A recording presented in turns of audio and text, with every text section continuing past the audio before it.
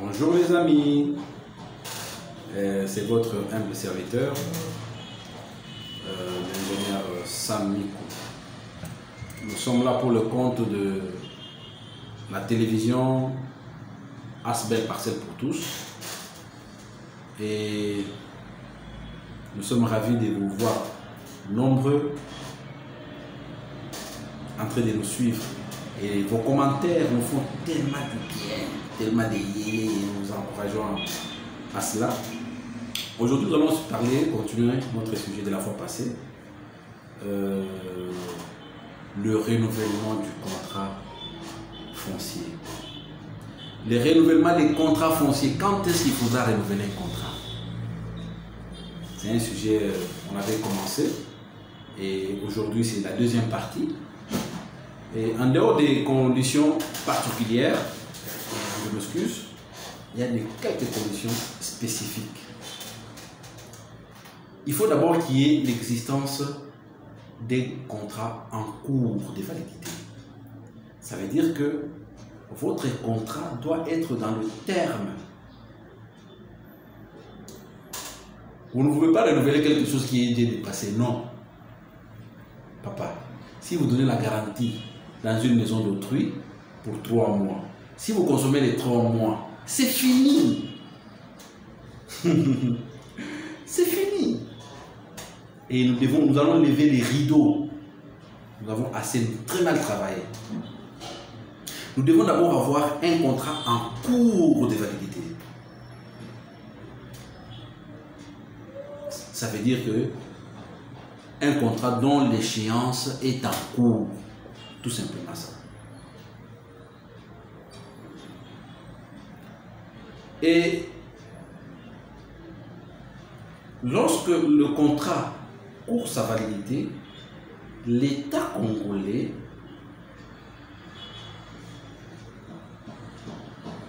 peut être sollicité pour un renouvellement. Ça ne se passe pas comme ça s'est fait là, la tacite reconduction. Un contrat de 1993, vous venez, vous dites la tacite reconduction. Ça veut dire quoi ça? La loi. Qu'est-ce qui vous permet de faire ça? Dites-moi, qui vous a dit de faire ça? Appelez-moi. On va faire un débat ouvert au vu de la loi foncière. Nous allons parler sur ça. Dites-moi pourquoi il y a cette tacite reconduction. Dans un contrat, le bail est déterminé. Si vous prenez votre contrat, vous le lisez, vous allez comprendre qu'il y a une fin qui est écrite. Donc la durée est déterminée. Et nulle part dans les contrats, on parle de tacite reconduction. Non. Oh, chers amis, c'est bon côté, tout bon samoussala. Tout bon samoussala.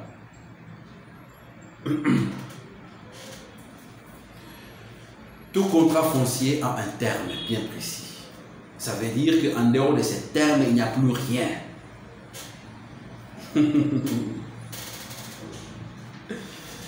Et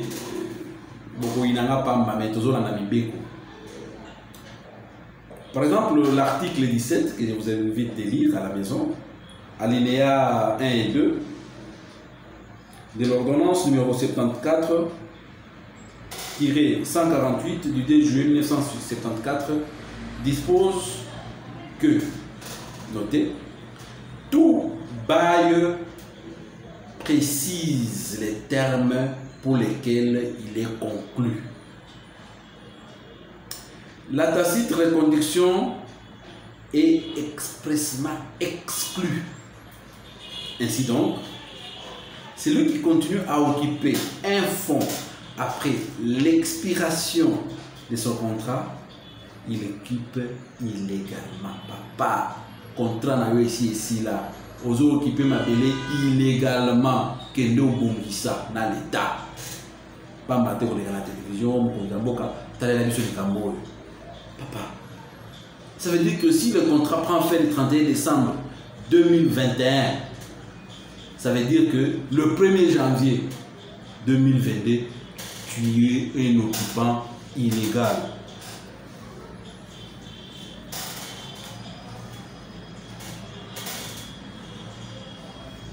Je ne sais pas s'il y a jusqu'à ce niveau, c'est bon.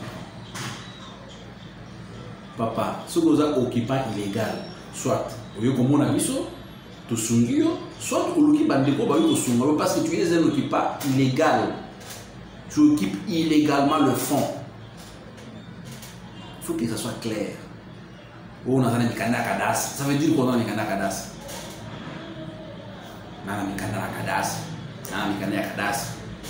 Un contrat expiré.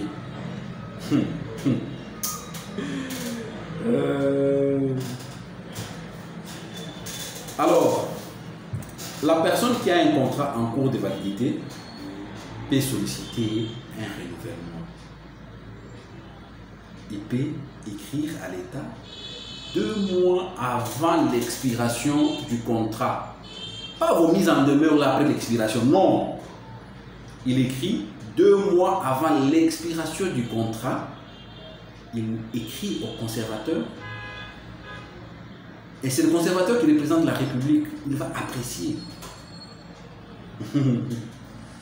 Et en écrivant, vous devez détailler les raisons valables qui vous ont empêché de mettre en valeur pendant les 3 années que l'État vous a accordé. Il faut expliquer ça, il faut que ce soit clair. Ça peut être une calamité, ça peut être un incendie, il faut écrire les raisons pour que l'État congolais puisse voir comment renouveler, examiner la possibilité de renouveler.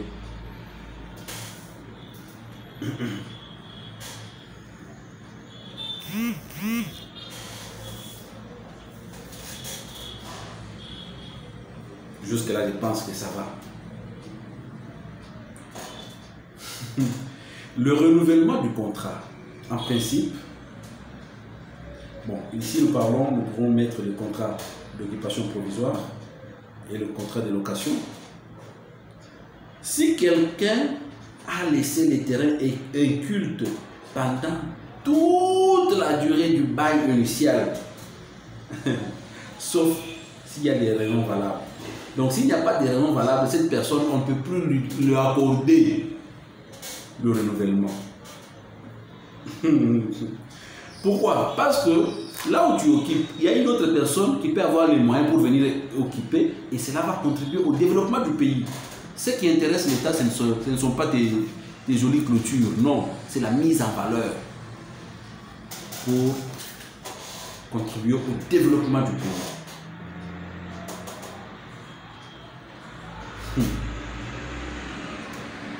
Prochainement, nous allons parler des renouvellements des autres contrats, des contrats ordinaires. Comment renouveler? Les contrats ordinaires ont une durée pratiquement de 25 ans, 15 ans, ça dépend. Et nous allons parler de ça. Mais pour le moment, nous voulons exhorter les gens à être sérieux. Parce que les propriétaires, les concessionnaires sont aussi les gens qui créent des conflits eux-mêmes. Mais aussi, la raison est partagée. Peut-être ils ne sont pas au courant que le contrat doit être renouvelé, par exemple. Et comment renouveler? D'autres ne savent même pas qu'il faut payer les loyers. Ils ne savent pas. Quand ils viennent, ah, papa, va nous mettre les boy. Bon. Donc, nous allons continuer avec la série contrats, les contrats fonciers et leur renouvellement. Aujourd'hui, nous avons vu la possibilité, quand est-ce qu'il faudra renouveler un contrat. Le renouvellement, c'est 2 mois avant l'expiration du contrat. Wanami Beko. Vous écrivez et vous devrez mettre les raisons qui vous ont empêché de mettre les fonds en valeur. Vous devez spécifier pour que le conservateur apprécie et il vous accorde un éventuel renouvellement. Ce n'est pas automatique de faire. Il n'y a pas de tacite reconduction. Et nous allons parler quand est-ce qu'il y a tacite reconduction. Merci, continuez à nous suivre. Et merci pour la confiance. Et nous pensons que nous apportons un plus dans la résolution des conflits fonciers. Tel est notre but.